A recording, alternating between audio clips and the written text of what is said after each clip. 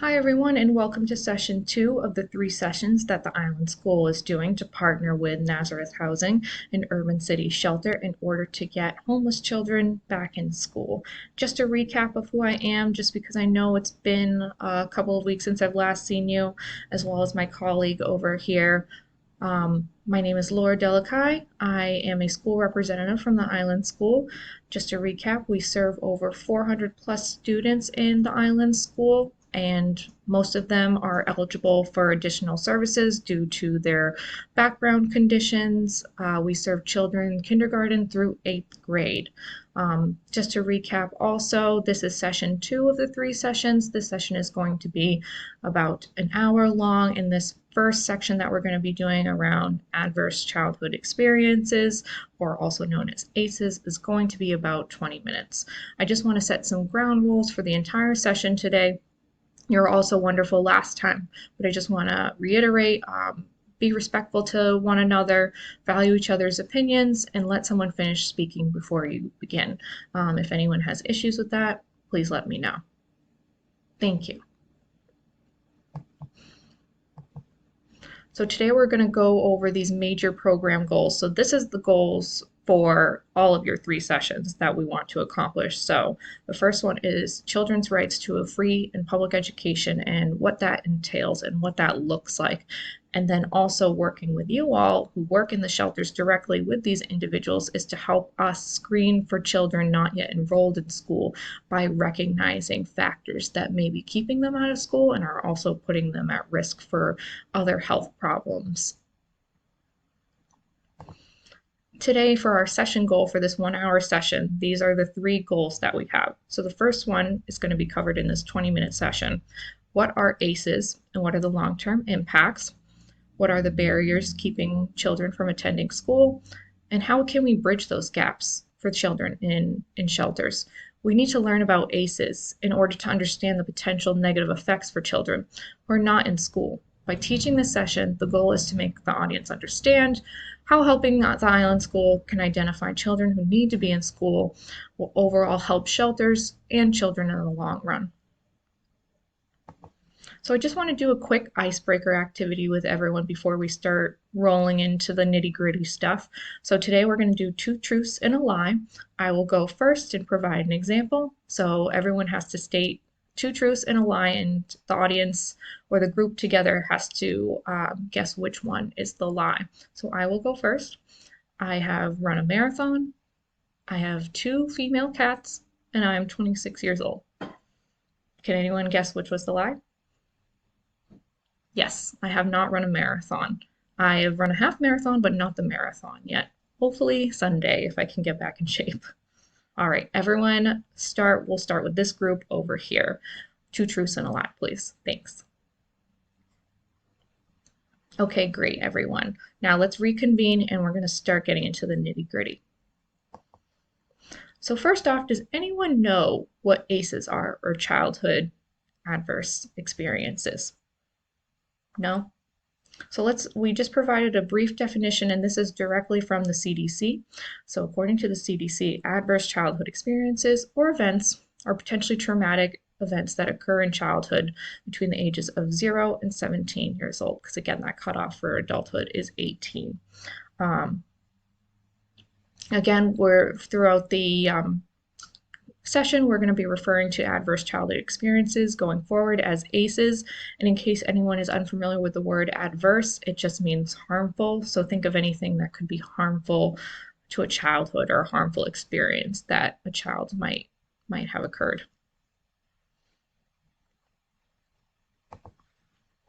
So now we're going to get into risk and protective factors of ACEs.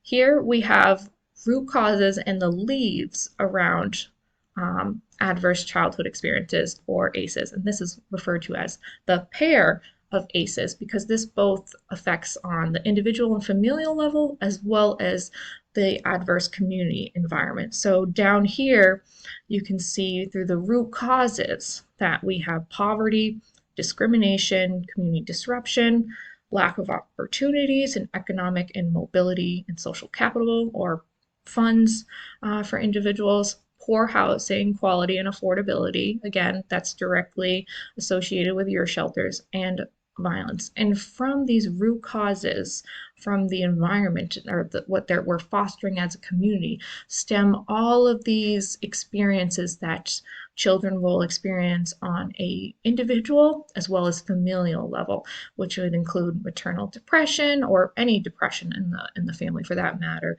The child might experience emotional or sexual abuse. They might witness a caregiver who has issues with substance use. There might be issues of domestic violence in the household, whether it be between caregivers or the child as well. Homelessness, obviously, again, you're very familiar with that. Having a caregiver or a family member who is incarcerated, mental illness and mental health issues, of course, a divorce, even though we see divorce as more and more common, it's still a adverse childhood event. And then also physical and emotional neglect. So all of these factors, both community and individual and familial levels, all continue this vicious circle. And we need to start making a break in that circle in order to protect these children. So here's some of the long-term impacts of ACEs. And this is what it would look like if we could help stop those ACEs. So health problems can include sexually transmitted diseases, infections through sex trafficking, injury from violent encounters, chronic illnesses such as cancer, diabetes, and suicide. And as you can see in the blue, that has all these chronic diseases that are directly linked to ACEs.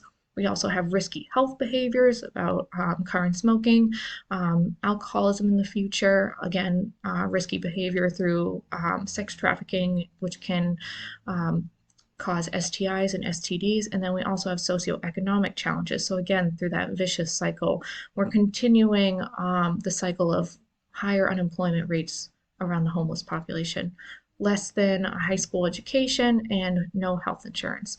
But however, what this chart is showing, and this comes directly from the CDC for the vital signs, these are the long-term effects that if we can stop ACEs. So if we can stop ACEs, these are all the reductions that we can see in these different categories. So you can even see depressive disorder. It's going to decrease by 44% if we can increase mitigating those adverse childhood experiences. And again, the important part of this is that ACEs themselves are not reversible. We cannot change the past and what has happened to that child. However, we can move forward to prevent further ACEs and minimize the number of negative health outcomes for children by intervening. Through partnerships like this one, we desire to have with you. We will help children grow up in a safe and stable environment, and we know you can definitely help us provide that for them. So I just want to go over some of the risk factors as well. And this is a key point because I know you all can issue or institute protective factors, but the risk factors is what we need to look out for while we're working with you all in the homeless shelters and the homeless population. So risk factors might look like inconsistent discipline or low levels of supervision. Again, that might not be uncommon for you all, especially in mass housing shelters. Parents might be or caregivers might be overwhelmed with the other tasks that the children are just running around being unsupervised, undisciplined. There might be a lack of connection with the caregivers and children.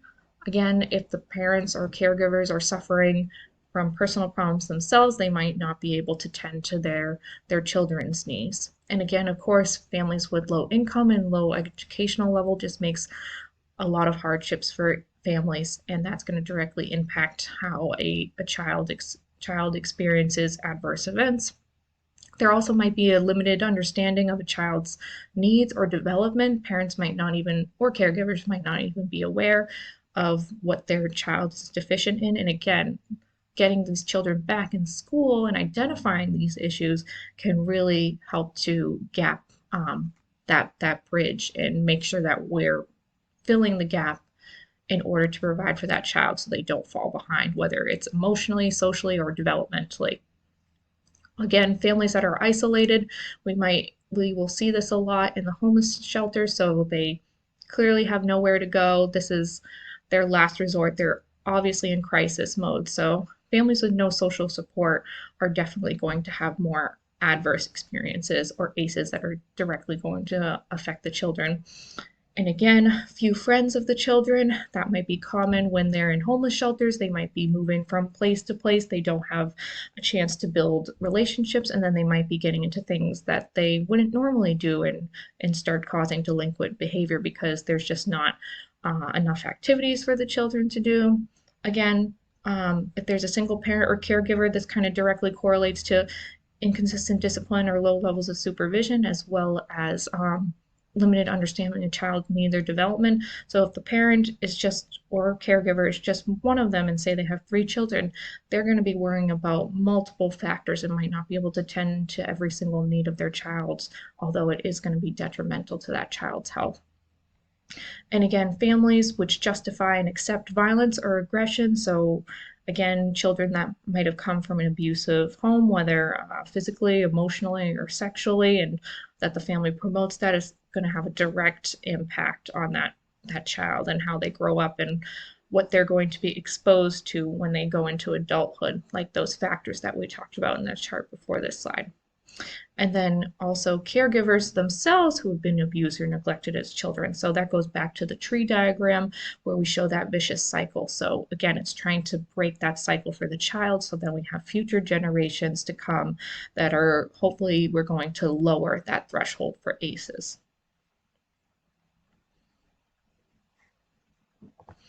And here are just some risk factors on the community level. So things that might be going on in the environment outside of the shelter that the children might have access to when they're not in the shelter all day. So we might be in an area with high rates of crime and violence. Families who are homeless are most likely experiencing food insecurity, so they might be potentially going to shops and stealing things just to, stave off their hunger. Unstable housing and residents moving frequently, of course, you're very familiar with that.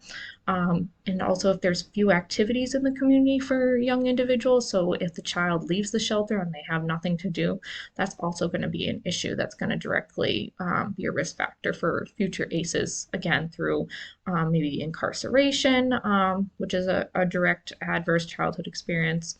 There also might be no community bond, so no one might be stepping up to help these people in need. Then there's maybe a community in your area that they don't look out for one another, but this is really impactful if we do have a community that looks out for each other.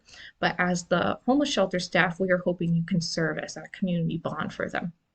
And then obviously easy access to drugs and alcohol, and then high rates of poverty and limited educational and economic opportunities, which kind of stem for the lack of activities for youth to engage in, or maybe something their parents might be engaging in that are going to be risk factors that will lead to ACEs. And so here we have protective factors, and although there are both individual, familial, and community levels, we're going to focus on the protective factors at the individual and familial level because that's what we're going to be working with. We want you to become a part of those children's families in order to assess their needs and help refer them to us so we can get them enrolled in school and provide additional services for them. So some individual and familial factors are going to include families who are caregivers and engage in parental monitoring, supervision, and consistent enforcement. Also, caregivers don't necessarily mean parents. I know I've been using that word interchangeably, but they can be different.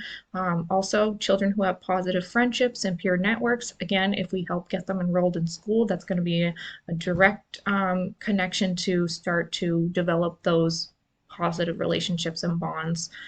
Children who do well in school, that's a protective factor. They have something to strive for, look forward to. It also opens the doors for them for economic opportunity and academic opportunity. Also, children who have caring adults outside the family who serve as mentors or role models, we're hoping that you can be those individuals and help serve for those role models for these children, and to know that their situation is not permanent, it's temporary, and we can reverse this. And again, also families or caregivers that have higher education or better employment opportunities, and then families with strong social support networks and positive relationships with people around them. So again, that can be you all starting to create these bonds with these families in order to help convince them to have us come in and enroll these children in school so we can provide access to